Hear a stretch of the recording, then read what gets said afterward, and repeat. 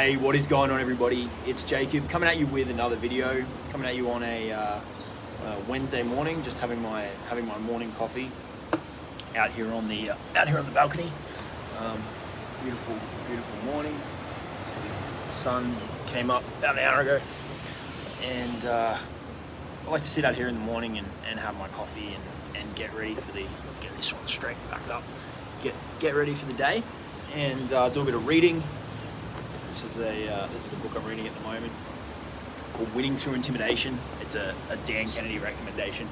The name's a bit of a play on words. It doesn't mean winning by intimidating. It means winning in a business world that can be intimidating, and how to navigate those waters. So yeah, this is how I like to start my day. Bit of coffee, bit of reading before the madness kicks off. But in this video, I wanted to talk to you about something that popped up last night. Last night I did an interview in a women's Facebook group, a women in business Facebook group that's run by one of my private clients, and she wanted me to come in and talk about information marketing, and we crossed over a little bit into affiliate marketing, and just share some value with her audience, which was really good. It was a really fun interview. We covered some really good topics. One of the questions that popped up was, if you are running an online business, and we particularly focus on information and affiliate marketing, if you're in that space and you're running a business like that, and you feel like you're doing everything possible, right? You're showing up every day, maybe you're creating content, YouTube, Facebook, Instagram, whatever. The platform doesn't really matter. But you feel like you're doing everything you're being told to do if you've got someone who's helping you, or if you don't, you just feel like you're putting in as much as you possibly can, and it's not yielding the financial returns. Okay, now look, obviously there's other reasons that you start an online business: time, flexibility, freedom in terms of location, all of that kind of stuff.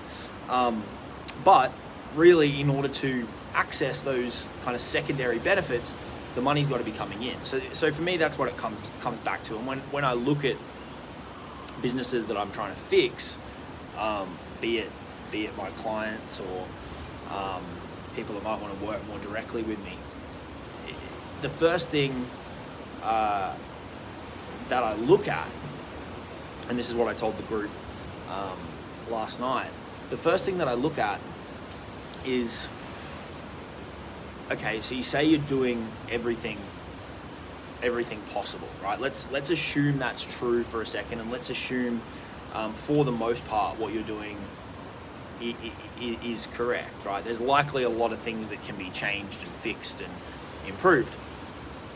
But the one thing that I like to see quickly is, on a daily basis, on a weekly basis, on a monthly basis, how many offers are you making to your audience? Okay, now this can come in a multitude of different ways. This could come in the form of me recording a video, giving you a call to action to say, check out the links in the description. That could be to join a free group. That could be to buy something. I have both in my description. But it's giving people that opportunity to look at your stuff and potentially making a purchasing decision. If you're over on Facebook, that could be posts where people either have the opportunity to buy directly off that post, or contact you or your team via Messenger, or book a call, so that you can then present the offer. Also over on Facebook, it would be in Messenger, right? How many offers are you making each day? How many sales calls are you or your team taking each day? How many emails are you sending out with offers each day? And if either you can't answer that number, or it's just non-existent or very, very, very, very low, that's a first place to start, without a doubt. That's the first place to start, because you could be doing a lot of things right? Your brand could be on point, your content could be on point, your offers may not be bad at all. But if nobody's ever seeing them, right? Nobody's ever getting the opportunity to look at your video or your document or have a conversation with you or your team and consider, would I like to pay this person some money? You aren't going to get paid.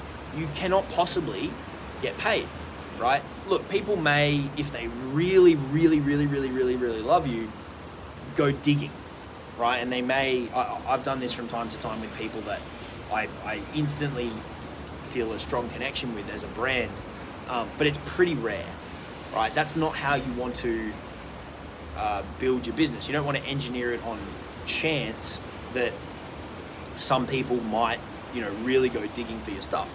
You need to be putting it deliberately and clearly and strategically in front of as many people every day in whatever form that takes for you, so that they've got the opportunity to pay you money, right?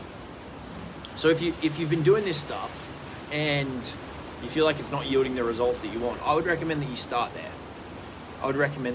How many offers are you making each day? Okay. Now, what that's going to give you data on is how do people respond to that offer. Okay, that first step doesn't alone guarantee you're going to make money, right? You're not going to make less money if you make more offers, but it doesn't necessarily guarantee that that's going to fix everything. But what it will give you is data and information, right? Because if you put an offer in front of people in whatever way, they can either say yes, they can say no, they can say maybe, they can say not right now, they can say I'll think about it. There's only so many things that they can respond with, right? And then depending on the mechanism you use to make the offer, be it a one-to-many type platform like a YouTube video or a one-to-one type environment like a messenger conversation or a call, you've then got the opportunity to try and handle that objection in some of those situations.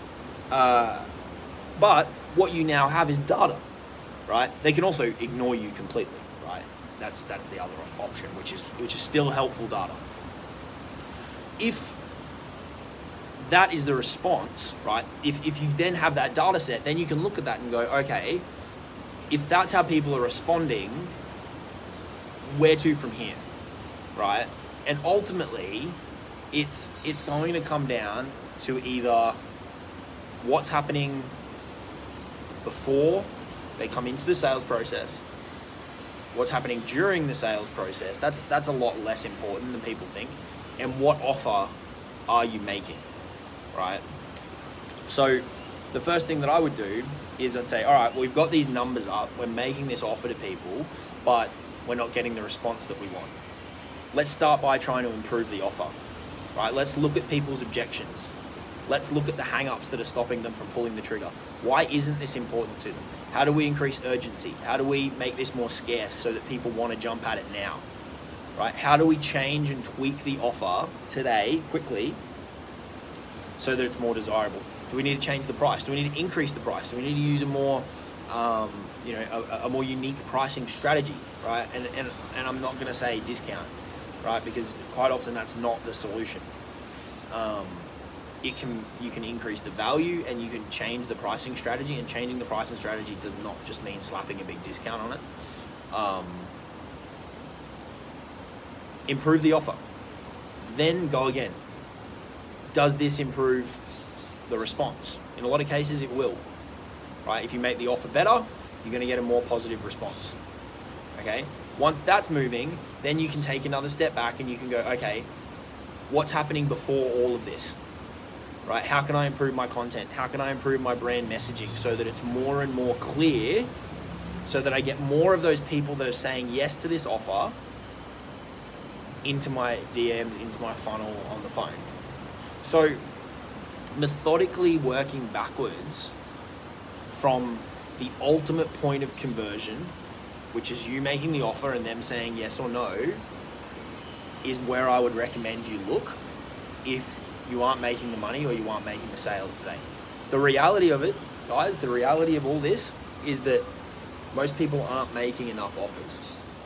They're putting out content, they might have a funnel, they might be sending some emails, they're providing value, they doing all of this stuff, and they're not making enough offers.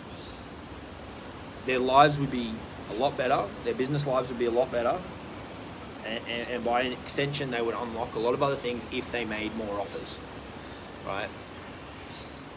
Because you're giving people the opportunity to buy. If you're putting the time and the effort and the work into building that audience, make the offer.